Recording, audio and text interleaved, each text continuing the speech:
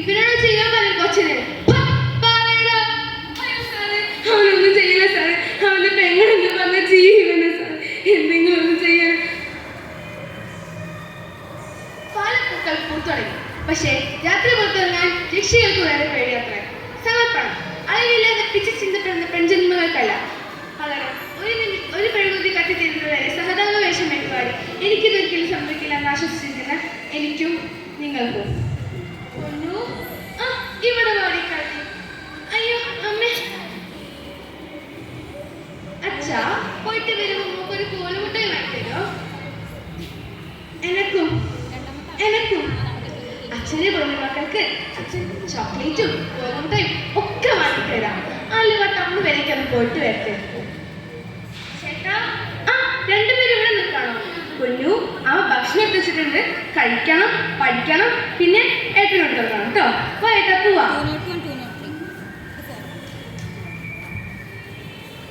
ചേട്ടാ ചേട്ടാ. അയ്യോ, അച്ഛനമ്മ ഇവിടെ ഇല്ലല്ലോ. എന്ത് പറ്റി?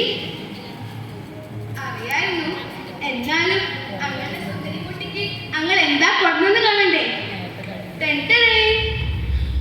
Hi, chocolate എനിക്കാണോ? മോക്കത് വലിയ ഇഷ്ടം. Thank you. എന്തായി കാണിക്കുന്നേ? മോക്ക് പേടിയാ. അയ്യോ, ചെയ്യല്ലേ. മോക്ക് പേടിയാ.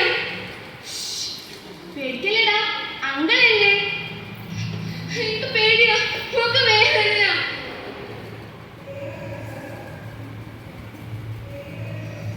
ചത്തോ ചത്തു ചത്തു.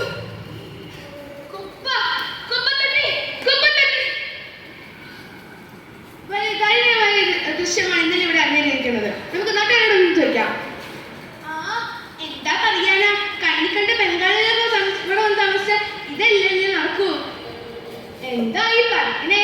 നാം കർമ്മങ്ങൾ ചെയ്യാന്നോ? നടക്കില്ല. അതോ ഏതോ അന്യരാജ്യത്തിൽ നിന്ന് വന്ന കുട്ടിക്കായി നടക്കില്ല. ഒന്ന് മാറിക്കേ. എന്റെ മോളെ കിട്ടിയോ?